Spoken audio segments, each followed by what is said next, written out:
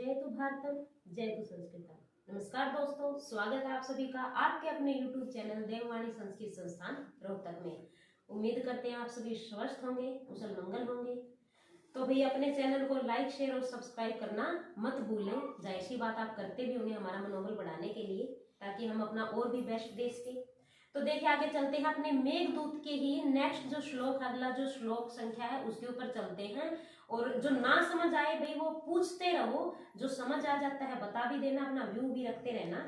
अब इसके बाद देखो हमारा जो श्लोक आता है वो आता है कि भाई ताम चे अवश्यम दिवस गणना तत्परा एक पत्नी अव्यापनम विहत गति द्रक्ष्यसि भ्रातृजायाम आशा बंधः कुसुम सदृशम प्रायशो ही अंगनानाम सद्यपाति प्रणयी हृदयम विप्रयोगे रुधि ताम च अवश्याम, यानी ताम यानी तुमको, च अवश्याम, च यानी और, अवश्य यानी आवश्यक ही, जरूर ही, दिवस गणनात, दिवस यानी दिनों को, गणना यानी गिनते।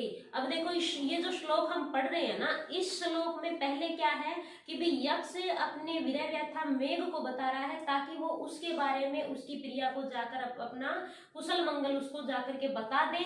अब इसके अतिरिक्त ये क्या बोल रहा है, इसके अतिरिक्त एक बात ध्यान और देने की है। ये क्या बोल रहा है कि तुम भ्रातृजाया यानी कि तुम्हारे भाई की वाइफ है, वो तुम्हारी भाभी लगती है, ठीक है ना, ये चीज भी उसने बता रखी है। इसके अतिरिक्त वो अपना संदेश भेजते हुए ये बोल रहा है कि भाई ताम च अवश्यम दिवस गणनात, यानी कि तुम अवश्य निश्चय ही दिवस गणनात, दिनों को गिनने में, प्राम एक पत्नी, दिनों को गिनने में तत्पर यानी कि लगी हुई, निरंतर, एक पत्नी होती है कि एक पति की पत्नी यानी कि पतिव्रता, अव्यापनाम यानी कि अव्यापनाम यानी कि बिना प्राण को, अव्यापन होता है प्राण को त्यागे बिना, प्राणों के साथ, विहत गति द्रक्ष्यसि, विहत गति होता है कि भाई ये बोल रहा है कि भाई तुम वो जो है बिना प्राणों को त्यागे हुए, विहत गति द्रक्ष्यसि, विहत यानी कि लगातार चलते हुए उसकी गति को, द्रक्ष्यसि यानी त्वाम द्रक्ष्यसि तुम उसको देखोगे, भ्रातृजायाम किसको देखोगे, भ्रातृजाया यानी कि भाई की पत्नी को देखोगे, यानी कि तुम अपनी भाभी को निश्चय ही दिनों को गिनती हुई उस पतिव्रता जिसने कि प्राणों को त्यागा नहीं है और वो अपने दिनों में गिनने में निरंतर लगी हुई है, उसको तुम अवश्य ही दृक्ष्यसि यानी कि देखोगे। आशा बंध है कुसुम सदृशम, आशा बंध है, आशा का जो बंधन है उसके साथ, कुसुम सदृश है यानी कि कुसुम के सदृश, फूल के समान, प्रायसो यानी कि प्राय, ही अंगनानाम, अंगनानाम यानी स्त्रियों के, निश्चय ही स्त्रियों की जो आशा का बंधन है, यानी कि स्त्रियां क्या हैं, वो होती हैं, यानी कि उनके जो संवेदनाएं होती हैं, उनकी भावनाएं होती हैं, पुष्प के समान है, नर हो या नारी, वो वियोग में कैसा हो जाता है, पुष्प के यानी फूल के सदृश होता है, आशा बंद होता है, यानी कि जैसे ही हम किसी पुष्प को देखते हैं उसमें क्या होता है कि एक डाली होती है, वो डाली उसका जो है एक स्त्री की आशा के साथ, यानी उस बंधन के साथ उसकी आशाओं को जोड़ दिया कि वही है जो उसको जीवित रख रही है कि भाई उसका प्रेमी आएगा, है ना।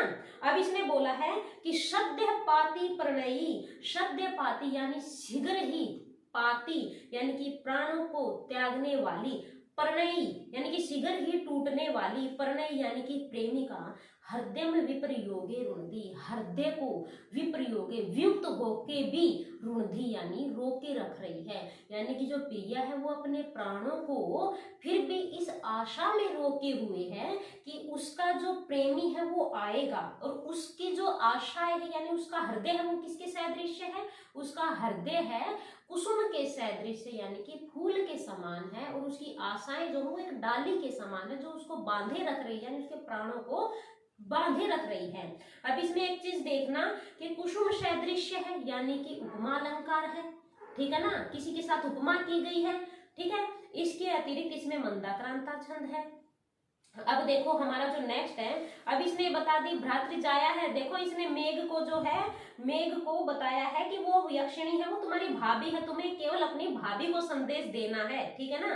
अब देखो नेक्स्ट, मंदम मंदम नुदति पवनश्च अनुकूलो यथा त्वाम वामश्च अयम नदति मधुरम चातस्ते सगंधः गर्भाधान क्षण प्रीच्यान नूनम आबद्ध मालः सेविष्यन्ते नयन सुभगम खे भवन्तम बालकः बलाकः। अब देखो मंदम मंदम नुदति, अब यक्ष मेघ को बोल रहा है क्योंकि अब उसको जाना भी तो है ना, उसको बता रहा है कि मंदम मंदम यानी धीरे धीरे, नुदति यानी कि आवाज कर रहा है, यानी कि अब वो उसको बोल रहा है कि मंदम मंदम नुदति यानी कि प्रेरित कर रहा है।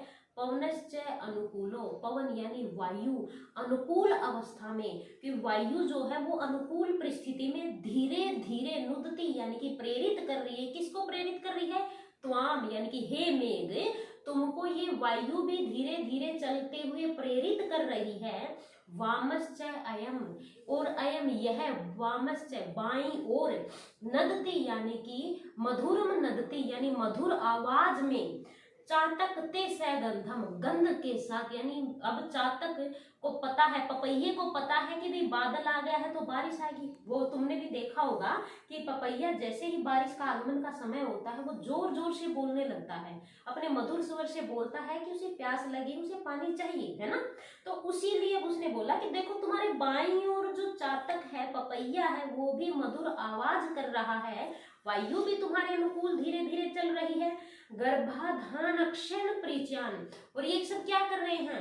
गर्भाधान के क्षण को यानी उस समय को परिचय करवा रहे हैं उस क्षण से कि भाई अब जो है गर्भाधान का समय आ गया है, इसके उत्सव का समय आ गया है, इससे परिचित करवा रहे हैं। नूनम निश्चय ही, आबद्ध माला, आबद्ध माला यानी कि एक पंक्ति में, माला क्या होती है? पंक्ति में होती है, तो आबद्ध माला यानी पंक्ति में लगे हुए, सेविष्यन्ते यानी कि सेवा करेंगी। क्या सेवन करेंगी?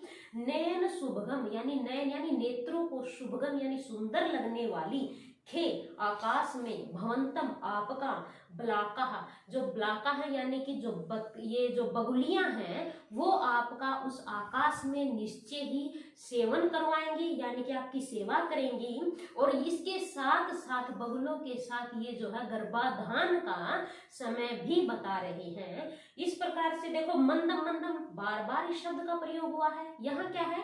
पुनरुक्ति प्रकाश अलंकार है, ठीक है ना। इसके अतिरिक्त भी मंदाक्रांता छंद है और इसमें कुछ खास नहीं है। इसके अतिरिक्त एक बात और ध्यान रखने की है कि भाई देखो उसने चातक का परिचय करवाया है, रामगिरी आश्रम पर, रामगिरी पर्वत पर वो रह रहा है, 8 मास उसने बिता दिए हैं। इसके अतिरिक्त मेघ को जो है एक निर्जीव होते हुए भी उसको सजीव की भांति संदेश देने के लिए बोल रहा है। इसके अतिरिक्त उन्होंने जो है, जो समय है, गर्भाधान का परिचय कौन करा रहा है? बलाकाएं करवा रही हैं। इन चीजों को ध्यान रखना है। इसके अतिरिक्त एक चीज और भी थी भाई, इसमें जो है कुसुम के सदृश्य बताया है। किसको बताया है? कि भाई जो प्रियाएं हैं उनका जो मन है, उनका जो हृदय है वो फूल के समान है, ठीक है ना। ये चीजें जो है तुम्हें याद करनी है, ध्यान रखनी है ये चीजें, क्योंकि छोटे छोटे क्वेश्चंस में आ जाती हैं। इसके अतिरिक्त कौन सी नगरी में भेजने के लिए बोला उसने? अलका नगरी में, जो कि यक्षों की नगरी है, उस अलका नगरी में भेजने के लिए बोला है। इसके अतिरिक्त जो है इसने बताया है कि भाई जो वहां पर किसकी मूर्ति विद्यमान है? भगवान शिव की, ठीक है ना, जिसकी की किरणें हैं जो महल को धो रही हैं। इन चीजों का ध्यान रखना है, हमारे छोटे क्वेश्चंस में आते रहते हैं। तो फिर आशा करते हैं आप सभी को जो है ये श्लोक समझ आ गए होंगे, आशा करते हैं ये आपको समझ आ गया होगा। अगर किसी भी प्रकार की कोई परेशानी आ रही है अपने विषय से संबंधित, संस्कृत से संबंधित, वो आप सब मुझसे पूछ सकते हैं। तो दोस्तों इसके अतिरिक्त एक चीज और आपको याद दिलानी है, कई बच्चों की इंक्वायरी आ रही है कि भाई नेट की क्लासेस कब से होंगी। नेट की जो क्लासेस हैं हमारी वो सोमवार से जो है शुरू होने वाली है, ऑफलाइन और ऑनलाइन दोनों ही। हम वीडियो भी अपलोड करते रहेंगे साथ के साथ। इसके अतिरिक्त नेट की तैयारी भी आवश्यक है, ठीक है ना। अगर साथ के साथ करते हो तो आप साथ के साथ अपना नेट क्वालिफाई कर जाओगे, तो आगे पीएचडी के लिए भी ये चीज बढ़िया फायदेमंद रहेगी। नेट के साथ साथ क्या है, जेआरएफ भी निकालना आवश्यक है। तो ये मत सोचो कि भाई ठीक है हम निकाल लेंगे, नेट निकाल लेंगे। अरे नेट तो केवल टारगेट है, टारगेट जो हमारा ना वो जेआरएफ होना चाहिए, कि कि भी हम जेआरएफ कर सके और आगे हमें आर्थिक सहायता भी मिल सके पढ़ने के साथ साथ, ताकि हमारे घर वालों को भी परेशानी ना हो और हमें भी पढ़ने पढ़ाने में कोई समस्याएं ना हो। जय तु भारतम, जय तु संस्कृतम। धन्यवाद।